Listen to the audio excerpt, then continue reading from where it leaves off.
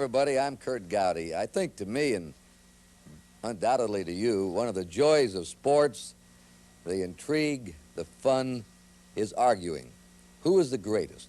Who is the best? Who was the most overrated? Who was the most underrated?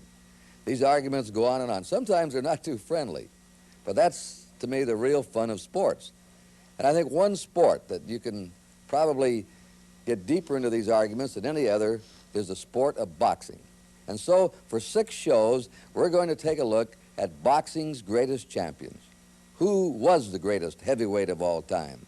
We're going to divide the heavyweight division into 2 parts. One including the big punchers, and the other the boxing champions or the stylists. Then we'll move to the light heavyweight division, the middleweight, the welterweight, the lightweight, and we'll cap it off in our final show with a conclusion from the Boxing Writers Association, the top experts, writers who've covered the fight game most of their lives, their opinion of who the greatest champions of all time, and also we want to try and match it up with yours. One of those experts is Larry Merchant. Larry Merchant's been a top newspaper sports columnist. He's covered boxing most of his young adult life. He's been an author, written books in sports. He's a television commentator and a television producer. And Larry, you've got quite a break here being with me on this first division. Boxing's greatest champions, the heavyweights, the big punchers in the heavyweight divisions. I think the top prize in sports is the heavyweight crown, don't you? I don't think there's any doubt about it, because the man who's the heavyweight champion theoretically can beat any man in the world. And also financially can beat just about anybody in the world in sports, right? I guess so, but I don't know how well you can compare fighters as anyone else from different eras, sports writers or sportscasters for that matter. Well, we're going to try, and we're going to ask you, the public, to try. And here we go now into the big punchers of all time of the heavyweight division. And Larry, we're going to sit back here and watch Smoking Joe Frazier. Frazier beginning to go to work on tough George Chuvalo here in round 3. Frazier climaxed a fine amateur career by winning the 1964 Olympic heavyweight title 3 years before.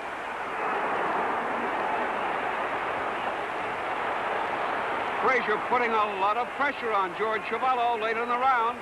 George has a bad cut over his left eye, and the referee will be watching it closely.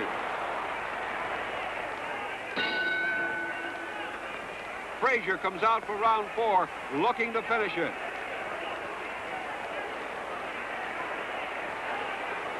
A left hook opens the cut above Chuvalo's eye, and the referee wisely stops the fight. Smokin' Joe Frazier records another knockout in his quest for the heavyweight championship. Frazier's style is often compared to that of Rocky Marciano, the former world heavyweight champion. Joe, like The Rock, never stops throwing punches and is always in tremendous condition.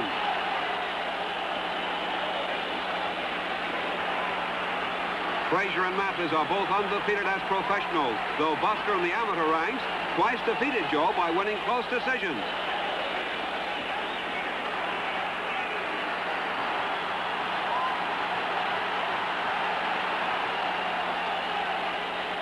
But this fight is another story. Mathis tries to cover up. Frazier rips a sharp left hook to the jaw, and the 240-pound Mathis hits the canvas. That one punch, a left hook, was a climax of damaging body blows, which had worn down the heavier Mathis. Mathis out on his feet, and the referee wisely halts the fight. Joe Frazier wins a spectacular victory as boxing debuts in the new Madison Square Garden. Ellis in white trunks is by far the superior boxer, and he is going to have to be. Joe never intends to win any fight on points. Hard body punches and a crashing left hook are the keystones in Frazier's attack.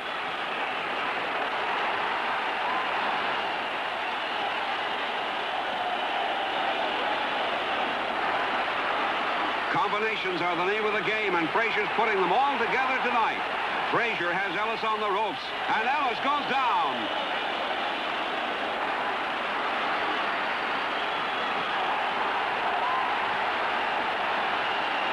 Ellis is up with the count of 8 and ready to continue. And now Frazier goes to work like a well-oiled machine, hitting to the body and head.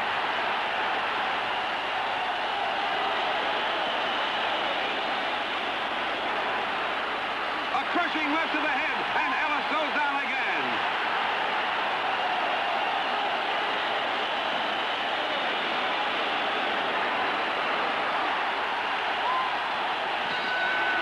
Jimmy Ellis struggles to his feet and just barely makes it to his corner. Ellis, a very tired man, trying to shake it off. And his manager, Angelo Dundee, calls a halt at the beginning of the 5th round. And elated Joe Frazier becomes the undisputed heavyweight champion of the world as he hugs his manager, Yank Durham. The fighters move out for round 2. Joe Frazier in black trunks, stalking world light heavyweight champion Bob Foster in blue.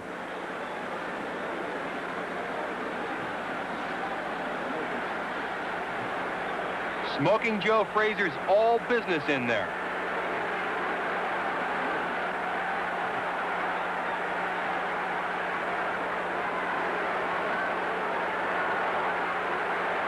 Frazier constantly pressing.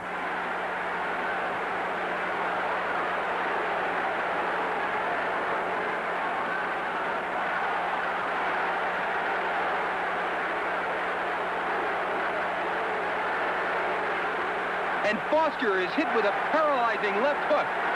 Frazier goes to a neutral corner as the referee picks up the count. Bob is hurt. Foster courageously gets to his feet. Champion Joe Frazier moves in to finish it. Paralyzing punches by champion Joe Frazier. A dynamite left hook, and Bob Foster goes down again. The referee picks up the count. Bob vainly tries to get to his feet. It's all over. Joe Frazier wins by a sudden, dramatic knockout in round 2.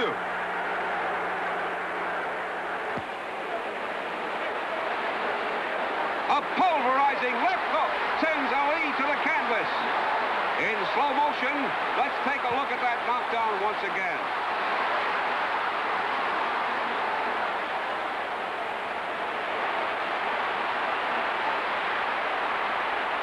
The referee wipes off Ali's gloves, and Frazier moves in to finish it.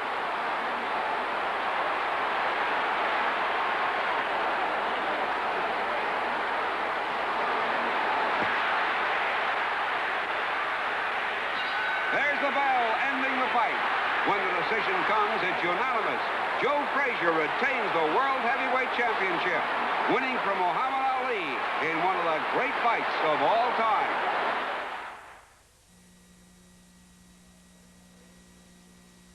All right, Larry, Joe Frazier, a champion for 5 years until he was dethroned by Foreman, a crowd pleaser.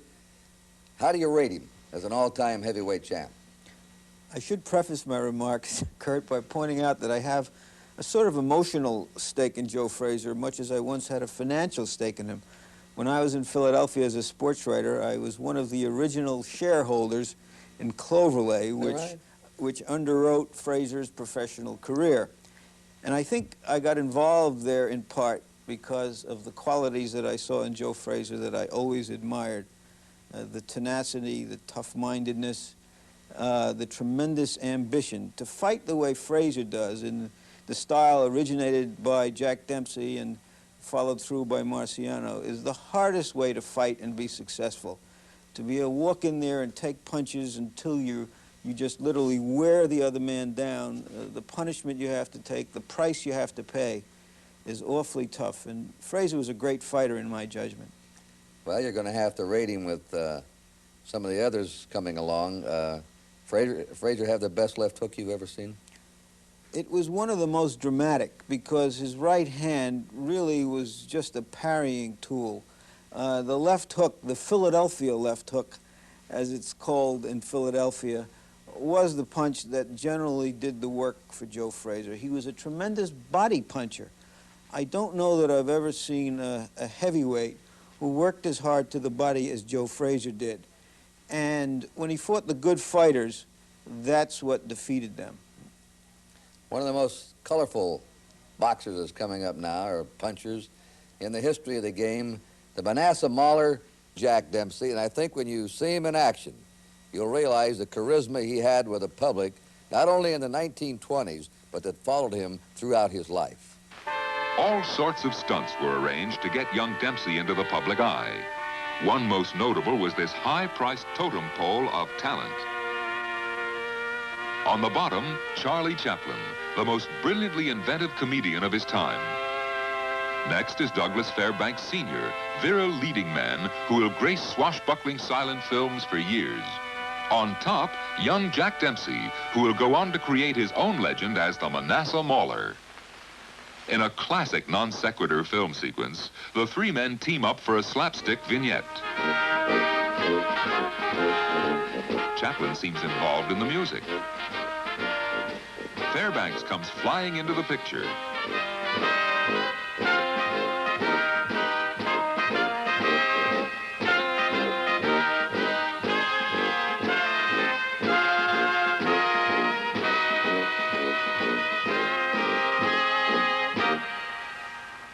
Now Dempsey joins the melee.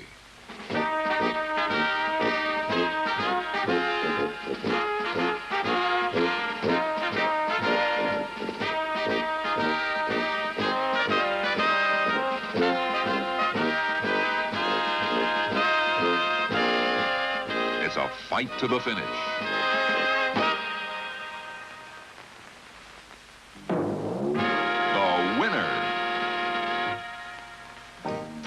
But for really effective build-up, Dempsey's explosive in-the-ring style made him his own best press agent. In the 7 bouts Jack fought before he took on Willard, he had 7 knockouts, all in 2 rounds or less. The most exciting first round in heavyweight history is underway. The fight starts calmly, but keep an eye on Dempsey. Although outweighed by almost 80 pounds, he has bet $10,000 at 10-to-1 odds that he will knock out Willard in the first round. Dempsey like a tight spring, ready to uncoil.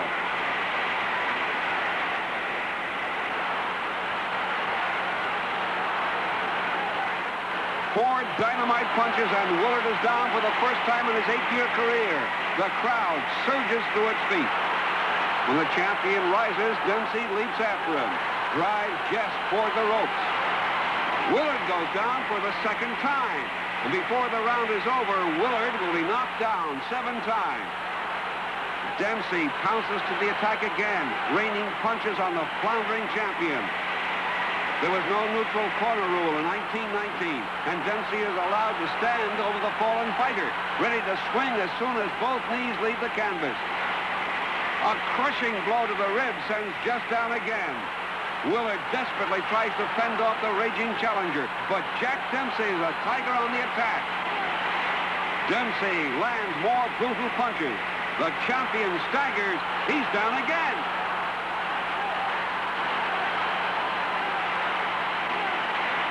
Painfully, Willard pulls his battered body erect.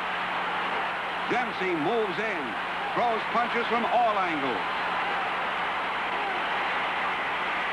The champion really hurt.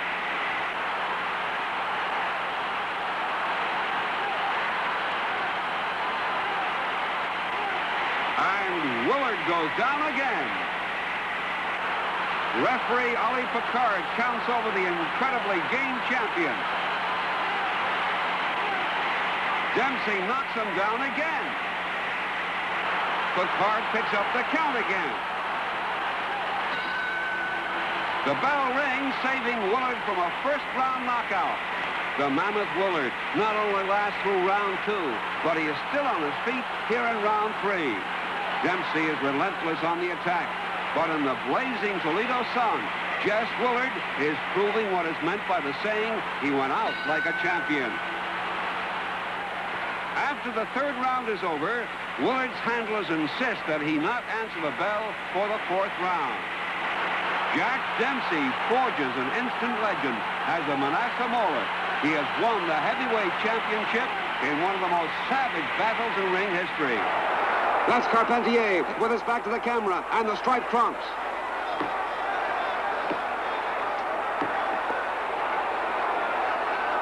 Dempsey has gone back to his aggressive pressing style, having shaken off the effect of that big right hand of Carpentier. Gladiator tries a 1-2 that is off target. This fight drew the first $1 million gate in boxing history, and the fans have been getting their money's worth here in a seesaw first round. Dempsey's always on the attack with Carpentier backing and countering.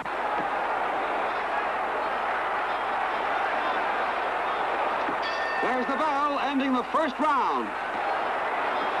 The Frenchman tries another desperation flurry. Well, here comes Jack. Carpentier is down. That jolting left-right took most of the stuffing out of the light heavyweight champion. He beats the count, but Dempsey floors him again. It's all over. Jack Dempsey makes the third successful defense of his heavyweight championship and knocks out the great French fighter, Georges Carpentier. Luis Angel Firpo, the wild bull of the Pampas, arrives in the United States ready to destroy Dempsey. 6 feet 3 inches tall, 220 pounds of explosive Argentinian. Undefeated, winner of 22 fights in a row, all but 4 by knockout. Dempsey in white trunks is making the 5th defense of his heavyweight title.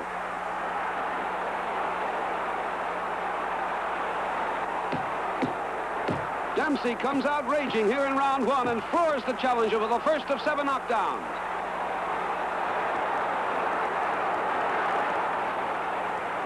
Firpo takes a count of 9 before rising to meet the furious Dempsey and is floored a second time by a smashing right.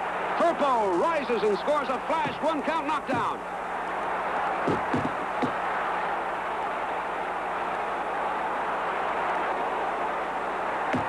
Dempsey is on him immediately as Firpo goes to the canvas. Dempsey scoring heavily, never letting up. Again, Firpo is sent to the canvas.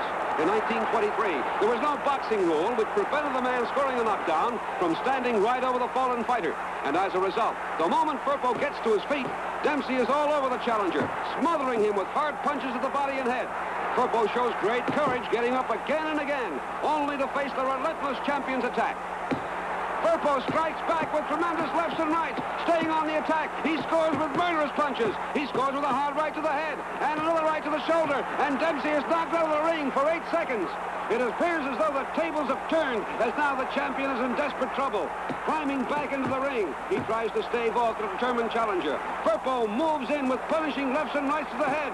Dempsey is groggy, but the round is over. In round 2, Dempsey comes out to end the fight immediately. With a left to the body and a tremendous right to the jaw, the champion floors the challenger in the early moments of the round. As the courageous challenger takes the full count of 10, a sudden ending comes to one of the most spectacular fights in boxing history.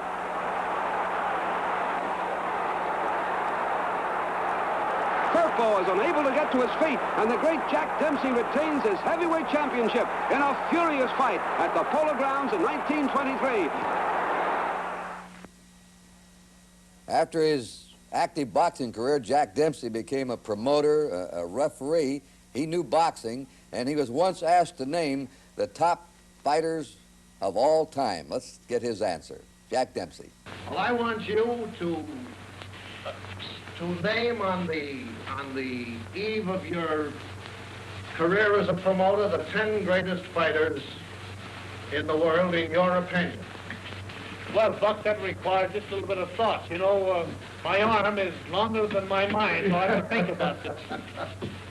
I think the first is Jeffries, Bob Fitzsimmons, Sam Langford, Peter Jackson, Jack Johnson, Stanley Ketchel, Badley Nelson, Joe Gans, Terry McGovern, Gene Tunney, Joe Walcott.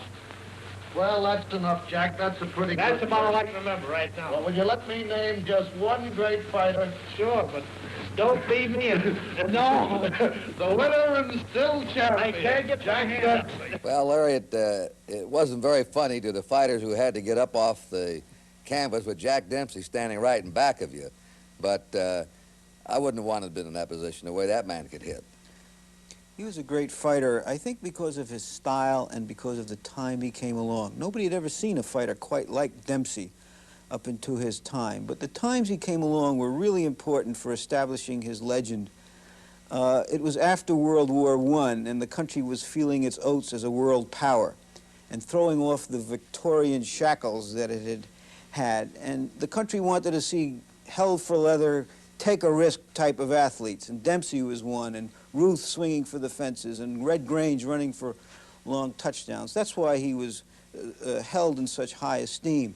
I don't know that he could stand up to the best of the big men of today. The big men are bigger. There are more of them. He didn't have to fight that many men. In fact, he only fought 7 times in 7 years, went 3.5 years without a fight in voluntary exile, so to speak. There weren't that many big men. And also, he didn't have to fight black men. He never did fight a black heavyweight. He had a magnetic personality that stayed with him all the way into his 40s, 50s, 60s, 70s. People liked him. He was engaging. Yes, I think he was a prototype not only of a fighter, but of a certain American character as well. He was a sort of Clark Gable before Clark Gable came along. Somebody once said that they didn't think Clark Gable would have been possible without Jack Dempsey, and it would appeal to us as a pure American type of personality.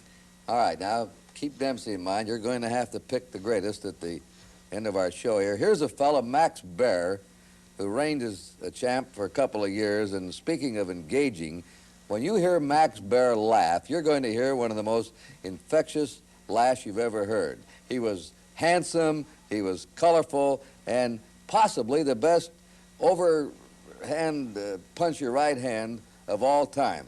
So here we go now with Max Baer, among our big sluggers of the all-time great heavyweight champs. Back 17 inches, chest expansion 3 inches, biceps 17 inches, wrist 8 inches, fists 13 inches, reach 81 inches. Handsome? Well, girls, you guessed.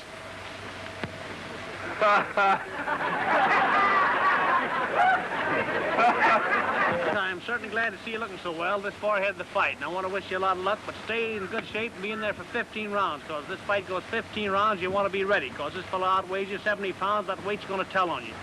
I know it's not going to be a sensational fight like Willard and the Dempsey fight, but I know it's going to end in a knockout. My female intuition tells me I'm going to win, Jack. Well, that's great, Max. Good luck. All right, thank you. Thank you, Max. Brave hearts are asleep in the deep. Canara, take care. Canara, beware. Bear is near, so go slow, go slow. Yowza. A right by Baer sends Canara to the canvas early in round 1, the first of 11 knockdowns. Following through, Baer lands with both hands and sends the champion staggering. Again, Baer punches him down. Canara flounders. Referee Arthur Donovan intercedes, points Baer to a neutral corner. Baer starts, but returns to launch an attack with both hands, firing to the head and body. See how Canara sticks out his left to keep his attacker away. But the maneuver fails. Now you see why this championship match is one of the most talked about in ring history. It's a classic.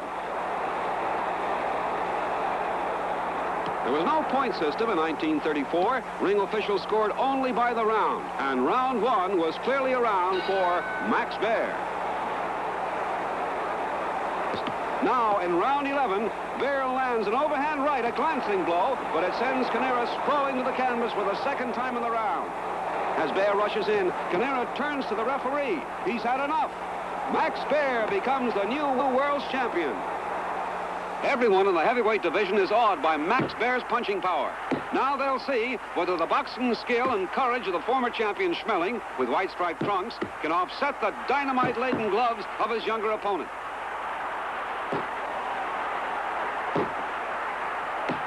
Both men possess good left jabs, and they spar, looking for an opening.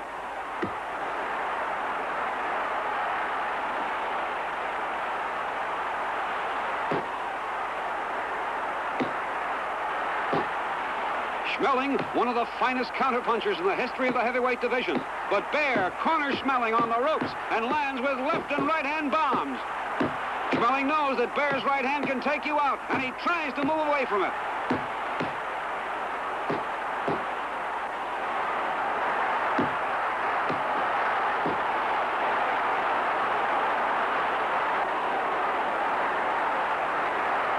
Bear sets Scmeling up with a fast left to the midsection. A tremendous overhand right. Scmeling is down.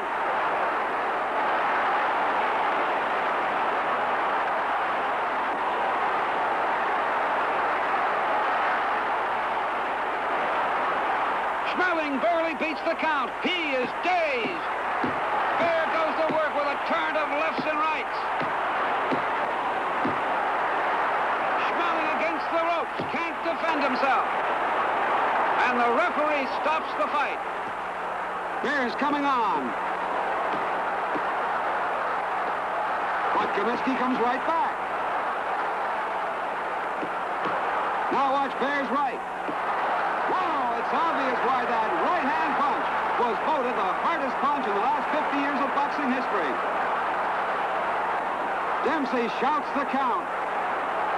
Comiskey's up, but he doesn't look as if he's all there. Another smashing right, but Comiskey is showing incredible stamina. Here comes Maxey. Comiskey's completely helpless. Dempsey steps in, but decides to let it continue. Maxey says, what else can I do? And referee Jack Dempsey stops the fight in slow motion. Let's watch that punch again. Ouch! It's amazing that Pat Comiskey got up after that punch.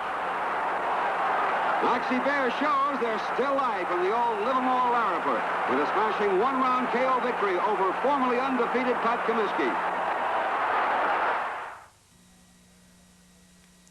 Max Bear had a short reign, only 1 year as a heavyweight champ, but Larry, I think he brought more than just a punching ability into the ring. He was sort of the matinee idol of heavyweight fighters. He was good looking. He had a lot of fun, and that fun, I think, spread to the public. He was a man that everybody liked and sort of lived their life with him. Can't help but think that if he were alive today and fighting, he might make $1 zillion with his media type of personality and his looks, as well as being a great puncher. But I think of him, it could be said that he's one of those people for whom life was too serious to be taken seriously, and he didn't take his fighting seriously enough. Although I do think, from his size and style, that he's an old-time fighter who might have given someone like Muhammad Ali quite a bit of trouble. I don't think he could be ranked among the greats, but he was a great personality and character in heavyweight history. You rate him a little better, though, than a lot of people do among the great heavyweights. I just think on his style, because he was a swarming, hard-punching type of fighter, the kind of fighter who always gave Ali trouble. Now we're going on to a sledgehammer fighter of our vintage right now, George Foreman, the champ of 73-74. Ponderous man in the ring. Let's take a look at him. George Foreman. George loves to work on the heavy bag. Punching is Foreman's first love. And if you look at the list of heavyweights who have fallen before those fists, there is no doubt that this is one of the most dynamic punchers the heavyweight division has seen since Rocky Marciano was bombing everyone out in the 50s. This is what it looks like if you'd care to get in there with George. One has to admire the cameraman's nerves, never flinching once. Foreman did promise not to crush the camera, explaining that he would stop his punches 1/2 inch in front of our lenses.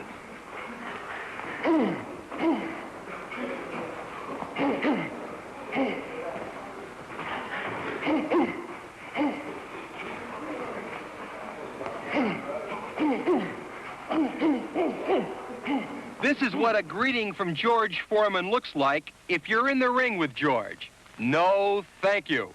Chipolis looks in very bad shape. George is going after the Russian.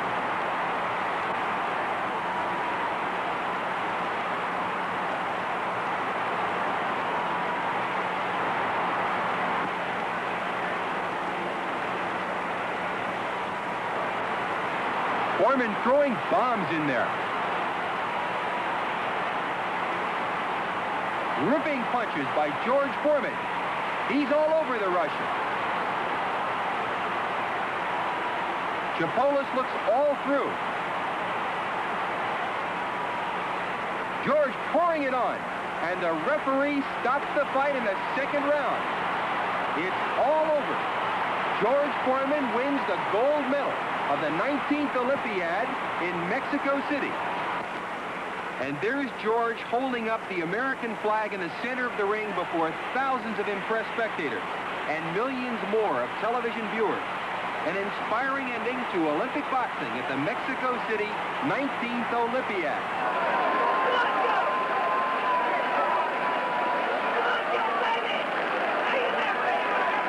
Foreman in complete charge up to now. Frazier and Polar. Foreman is being warned. Frazier is being battered in Foreman's corner. Joe's about to go down. He does. He goes down again. Joe is desperately trying to get to his feet. He's on his feet. He's taking a mandatory 8 count. 45 seconds to go in the round. Goes him down 4 times. There goes Joe down again. Joe bounces up. 5 times he's been down. Foreman at him again. It's hard to see how Frazier can last.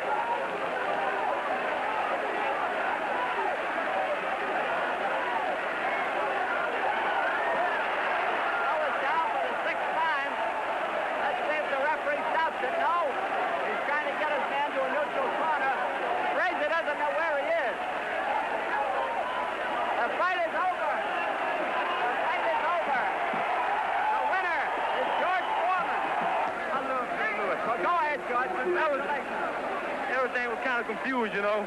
Everything. Joe Lewis came to my dressing room, and he said more in 5 words than all of my guys have been working in 20 days. He said, George, your left hand is going to do it.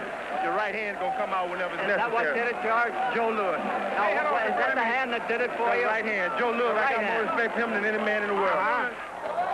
He's got Roman in the corner, and that's dangerous.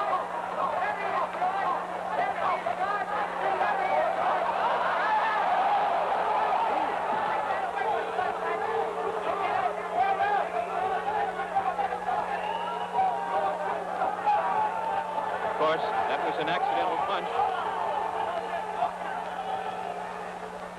George hit Roman while he was down. The second time. Try to pick the count of 5, 6, 7. Jay Edson brings them in.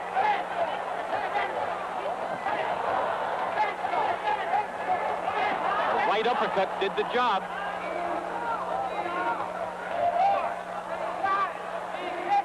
I don't think he's going to make it, friends. That's it. Round 2, scheduled for 15, a heavyweight championship of the world. Oh, good right hand, the left-hand side of the face of Norton. Norton is a bit stunned as Foreman is teeing off, and it looks like Norton has really been staggered as he went up against the rope. The referee is giving it the count. Yes, he'll have to take the 8 count. Okay, 7, 8, and here we go as Foreman comes banging on in the second round. Norton goes down again. A left hand on the side of the head. Norton goes back. He'll have to take another 8 count. No, he doesn't. His legs are rubbery as the left hand goes to the side of his head. A right uppercut, a left jab, and a vicious left sends Norton crumbling to the canvas for the second time. Norton is in Queersville. He doesn't know where he is. It's up to 5, 6. I don't know if Norton can make it. It might be all over right here, and it is all over.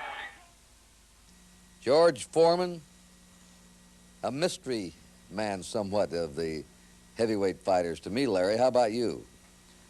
Well, I don't think he's such a mystery. I think he's a greater puncher than he is a fighter. And like most of the great sluggers, they have trouble with the great boxers.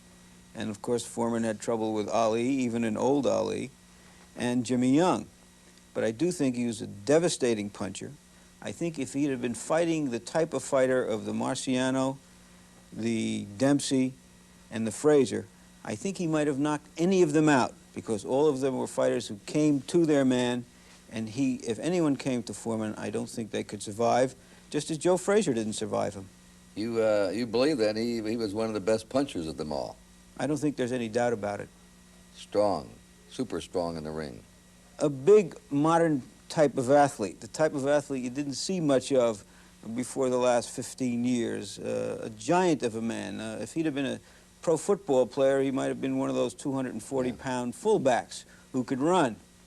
6'3", 220 to 225 pounds, heavily muscled.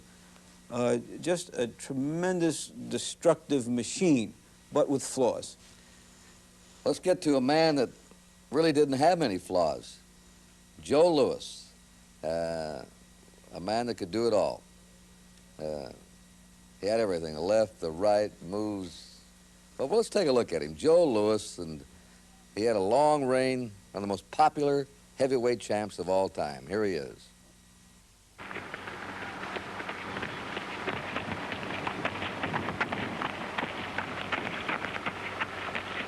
Oh, I blow through him. Chips go around and around, and oh, it comes out here.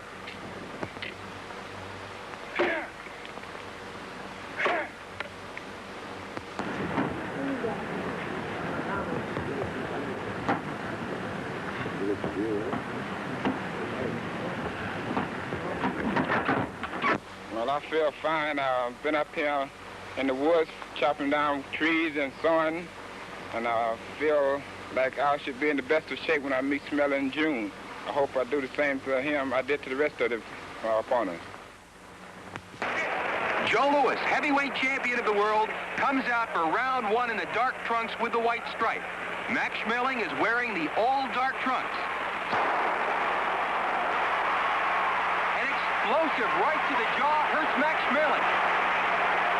Joe Louis all over Max Scmeling here in round one.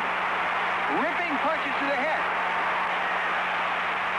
Joe steps back. A dynamite right to the jaw, and Scmeling goes down here in the first round. Max is up at the count of 2. Louis moves in. Ripping punches by the Brown Bomber sends Scmeling down again. A crushing right explodes off Schmeling's jaw, and Max goes down for the 3rd time. It doesn't look like Schmeling's going to make it. This is one of the greatest heavyweight championship fights in years. Watch Billy come back with a sensational flurry of punches. Khan is desperately trying to finish it right here and now. But the great Brown Bomber has other ideas. Watch him go to work on the light heavyweight champion. Now it's Louis coming on. This time it's Joe who has Khan groggy. Louis lands a punishing left-right combination. Khan is trying to last out the round. Watch the final 6 dynamite punches to the head, which finally put Billy down.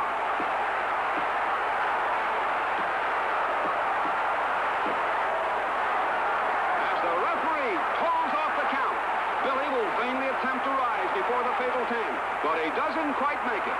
In sensational fashion, Joe Louis successfully defends his World's Heavyweight Championship against the magnificent light heavyweight champion of the world, Billy Khan.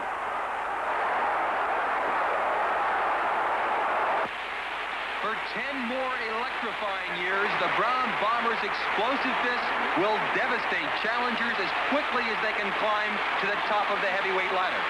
The Brown Bombers' dynamite punches will thrill audiences and scramble all opposition for a record 25 world heavyweight title defenses. Joe Louis becomes a legend in his own time, adored by fight fans throughout the world, respected and feared by all heavyweight challengers, and eventually, after his retirement, revered in boxing's Hall of Fame as the greatest heavyweight champion of all time. Earlier, we heard George Foreman say that Joe Louis told him more than 5 words than his handlers in 20 days. Louis had a knack of making some wise statements and terse comments. And I did an interview one time, Larry, in that fight, the Khan-Louis fight, recently, and before Joe got sick. And Billy Conn came out in the 13th round, and he was ahead in that fight before Lewis knocked him out. And he said, Joe, you're always a nice guy, and we knew you were going to be the champ again, but why didn't you let me win that fight and let me be the champ for 6 months or something? And Lewis said, Billy, you couldn't even hold it for 13 rounds. And he really summed it up. But many think that this is the greatest fighter of all time, Joe Louis. How do you rate him? I think he's right up there. I think that outside of Muhammad Ali, in my judgment, he's the greatest heavyweight of all time. He had trouble with some fighters. He was a great fighter, a classic puncher with both hands. When you watch him, the difference between him and Bear and some of those other fellas, those short punches with either hand, that is something you haven't seen in many fighters of that size, who just try to impose their great strength on their opponents. But Bob Pastor gave him trouble, Arturo Godoy, Tommy Farr. In his day, you know, they would write after those fights, well, he's not as good as Dempsey. There's always flaws in fighters, and in retrospect, they seem larger than they do when you're actually seeing them. But he was just a great, great fighter. And of course, also because of the times that he fought in, became a legendary figure. He was quite a finisher. Nobody could finish a man when they had him in trouble any better than Joe Louis. I think that's true. I think, and that's because of those short punches, and he had such confidence in his punching power. Speaking of power, let's move on to this next heavyweight champ. Strong, sort of scary in the ring. One of the strongest men that ever fought in the heavyweight ring is Sonny Liston. Now let's take a look at some of the highlights of his reign. Liston always trains to a rhythm and blues record, which he plays over and over and over.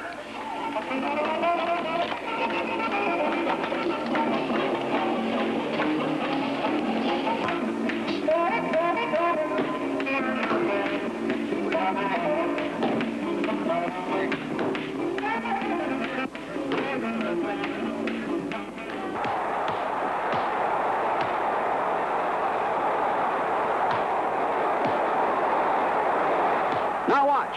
Liston switches his attack from the body to the head in a smashing left hook. Puts Williams down.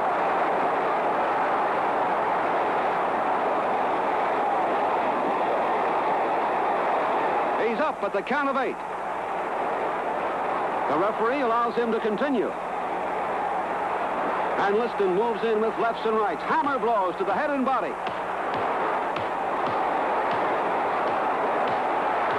One look at Williams' face, and you know the end is near.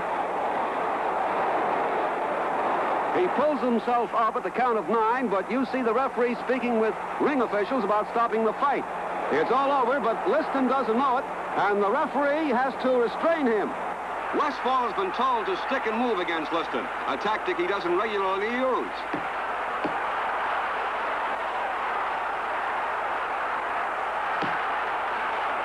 Liston has flattened over half of his KO victims in the first 3 rounds, and Westfall is evidently trying to avoid a similar fate. Liston is after him.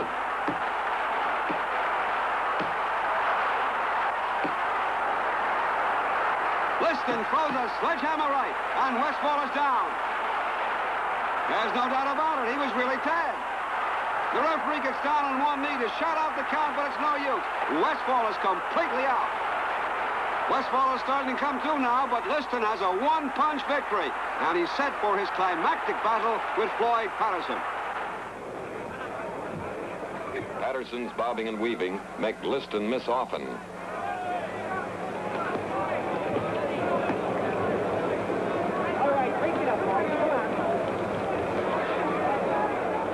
The challenger moving in.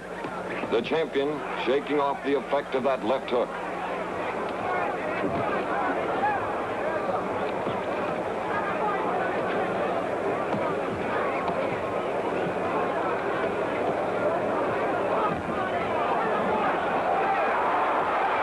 A left, a grazing right, and a solid left to the cheekbone dropped the champion.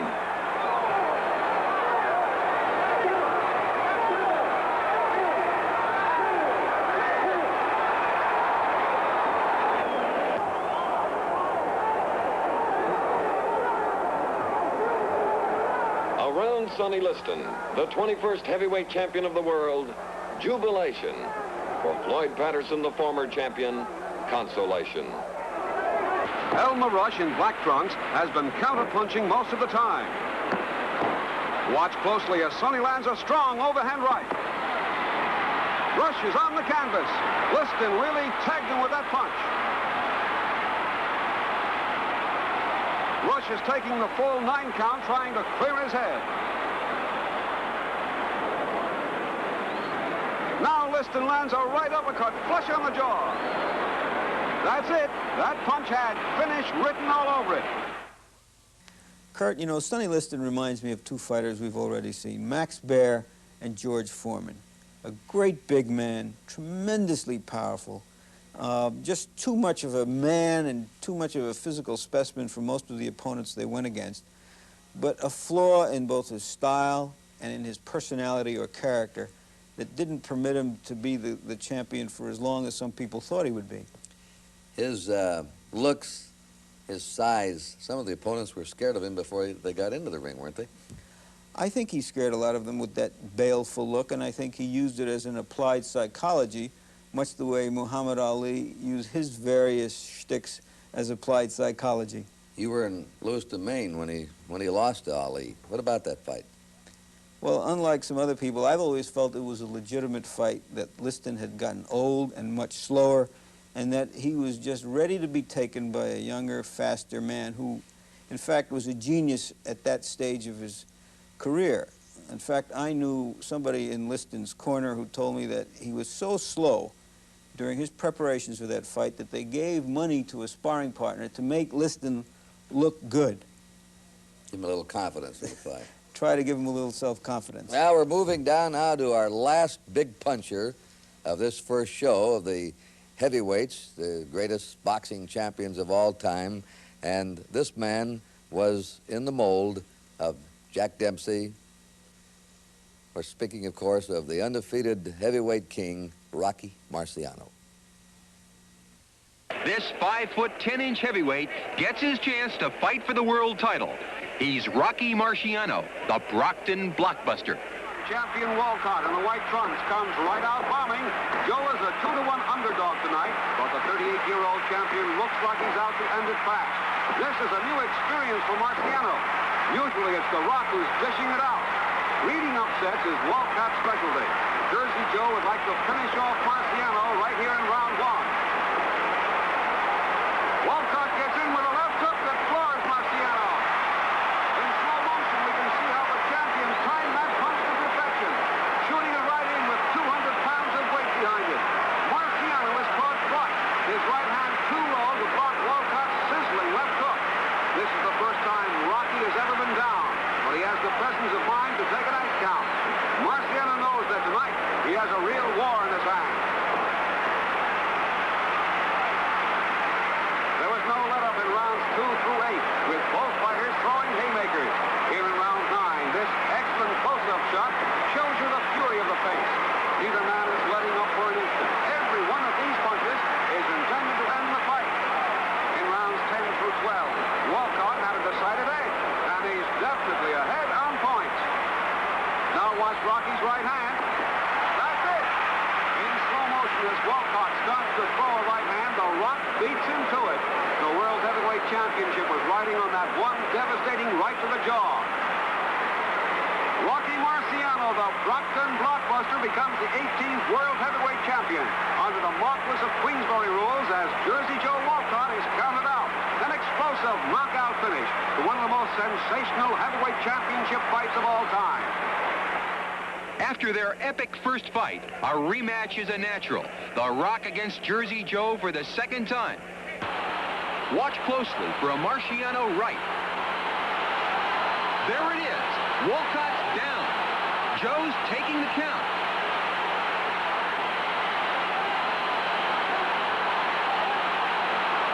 It's all over in round 1. Once again, we see the punch from the ringside camera. There it is. That's the end. Marciano's right makes it a very short evening. I thought it was the right uppercut that really knocked him out, Al. Well, that's what it looked to me like. I thought the left hook was setting him up pretty good for that punch, and you finished it with that right hand uppercut. Is that right? I think the left hook hurt him, and he dropped right into my right hand.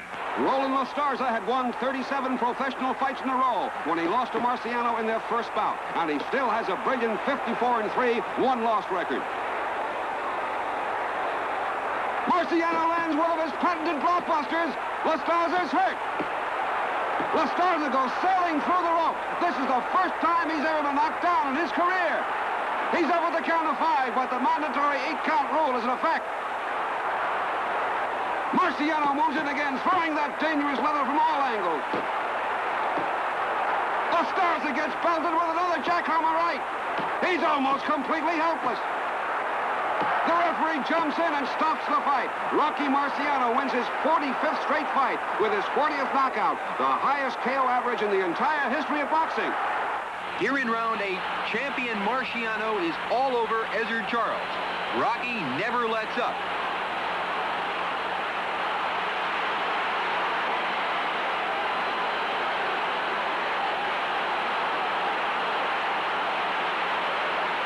A crushing right sends Charles to the canvas.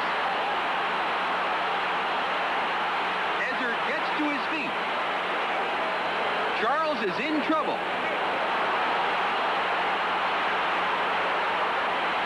Marciano trying to get loose.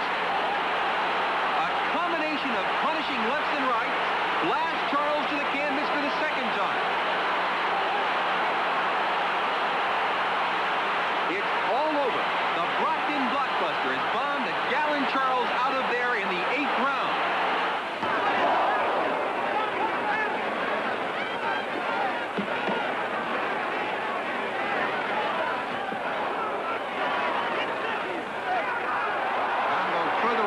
Saved by the bell.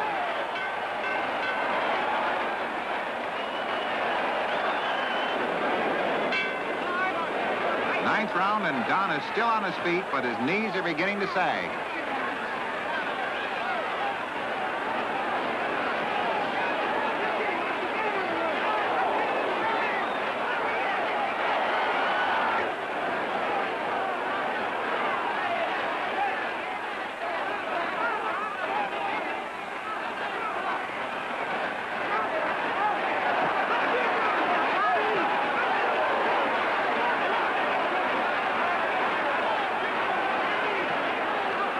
Don, unable to defend himself, goes down again.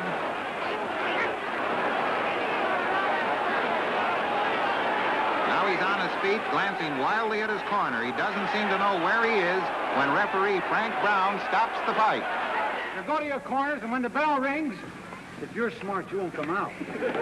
All right, shake hands and come out fight. Here I go.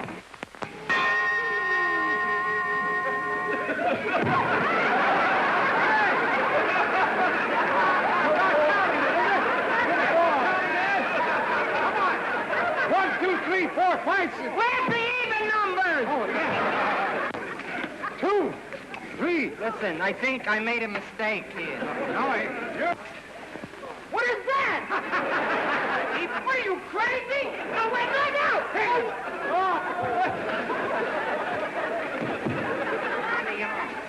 Why did you let him?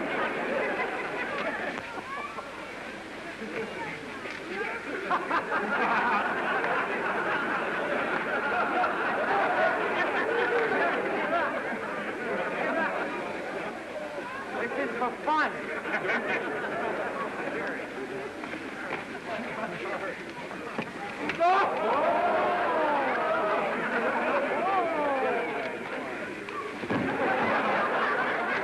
One, 10, you're out! Out! The winner! Winner and still world champion! A young Dean Martin, Jerry Lewis, and the undefeated champ, Rocky Marciano, a small heavyweight champ, Larry, fought at about 185 pounds. Yes, and he was not that small when you saw him in civilian life. He trained himself down to that fine condition, trained himself fanatically, because that type of fighter, as I said before, has to be able to take the punishment early in the fight while the other fighter is fresh until he starts to wade through the punches and wear his opponent down. It's the toughest kind of fighter to be, and that's why there have been so few great fighters in the heavyweight division of that kind.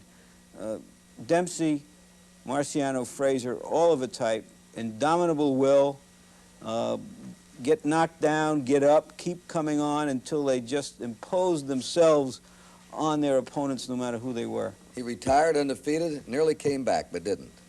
I think he would have come back if there had been somebody of great enough stature to get him the kind of purse that would have taken him out of retirement. At several occasions he showed a willingness to feel his way out, but there really wasn't the money there. All right, your pick of this punching division of the heavyweight champ. Who do you pick the best fighter of this group? I don't think there's any question that in the prime of his life that Joe Louis would have beaten all of these heavyweights. Thanks very much, Larry. Thank you. Larry Merchant, Kurt Gowdy, bidding you goodbye.